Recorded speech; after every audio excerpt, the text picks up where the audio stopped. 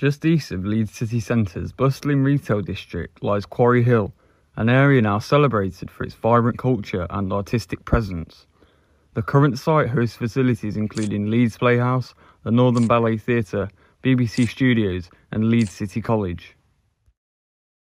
But in 1938, this site was home to something entirely different, a structure that once proudly dominated the Leeds skyline and shaped the lives of generations to come. This was the Quarry Hill Flats.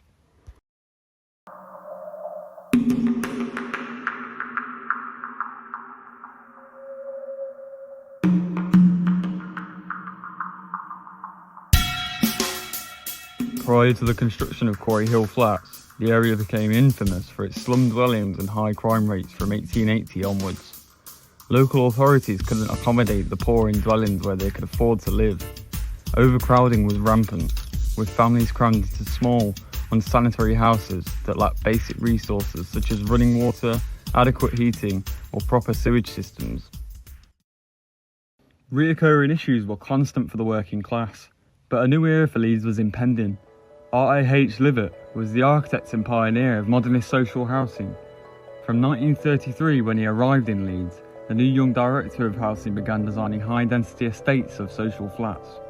He prepared designs for over 1,000 dwellings. However, the only flats built were those at Quarry Hill. They didn't come much grander than the Quarry Hill Flats. At the time, it was the largest social housing complex in Europe, providing homes for over 3,000 people. The estate, consisting of 938 flats, was one of Leeds' most prominent housing developments until the 1950s. Built during a time when industrial cities like Leeds faced significant challenges in providing adequate housing for working class families, the flats offered a new standard of living.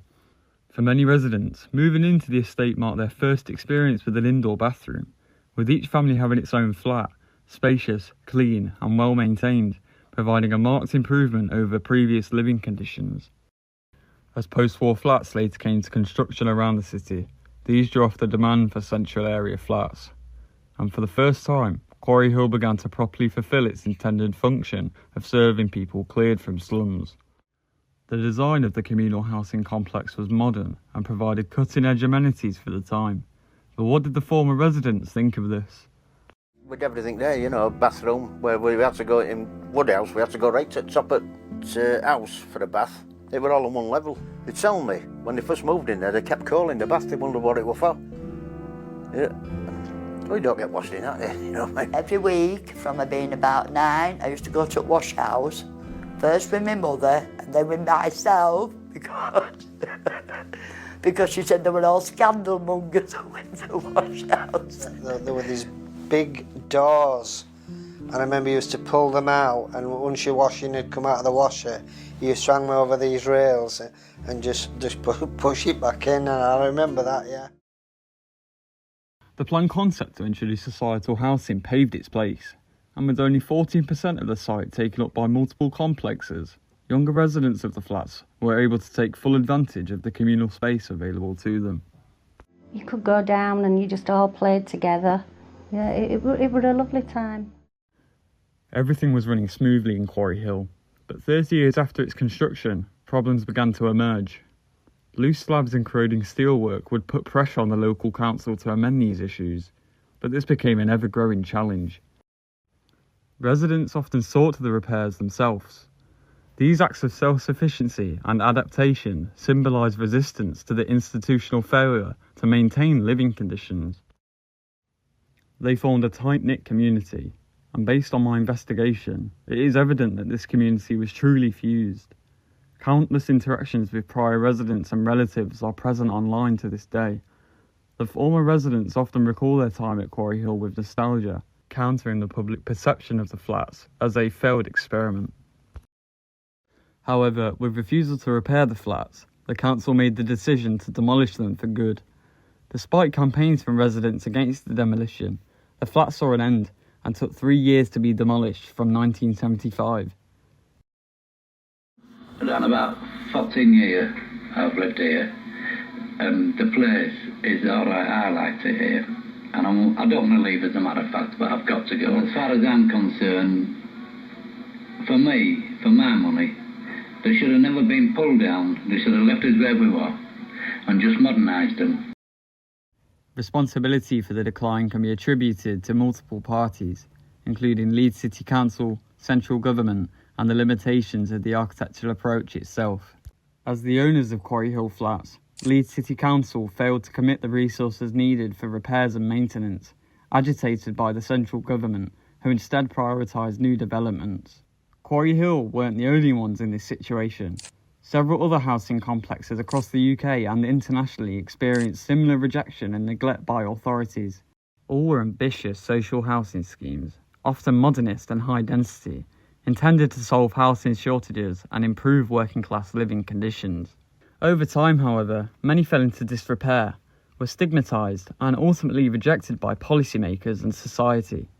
Overall, it seems that the Quarry Hill Flats were a temporary solution to a permanent issue. These unenforced actions from higher authorities left the residents with feelings of absence and unaccountability. Community-wise, just lost everything. You know, 1 or 2 people moved in our area, but you didn't just have to live in a particular house in Quarry Hill to be friends with people. I had friends all over Quarry Hill, you know, and you just lost all that community spirit. As soon as you went through that arch, you knew you were home. Even though you were in the arch, you hadn't even opened your flat door, you hadn't even pulled the block door open at the bottom. You knew you were home, and it didn't matter. You knew you were safe. Happy times. Very, yeah. Good times. The demolition of Quarry Hill Flats marked the end of an era, leaving former residents with a sense of disconnection and a loss of trust in the authorities, echoing the struggles faced by those who lived in the area a century earlier. Its true legacy lies not in its physical structure, but in the community, a resilient core that, for a time, turned a bold architectural vision into a home. As a symbolic chapter in Leeds' history, Quarry Hill Flats remains a testament to both ambition and the enduring spirit of Leeds. While some lessons from the collapse of projects like Quarry Hill Flats have been learnt, modern regeneration efforts often result in gentrification and displacement, rather than genuine improvement for existing societal housing residents. Issues of funding, societal exclusion, and prioritisation of profit over people continue to undermine the potential for equitable, sustainable housing solutions. To truly resolve these issues, policymakers must focus on protecting existing communities, increasing public housing stock, and ensuring redevelopment serves those most in need, not just those who can afford it.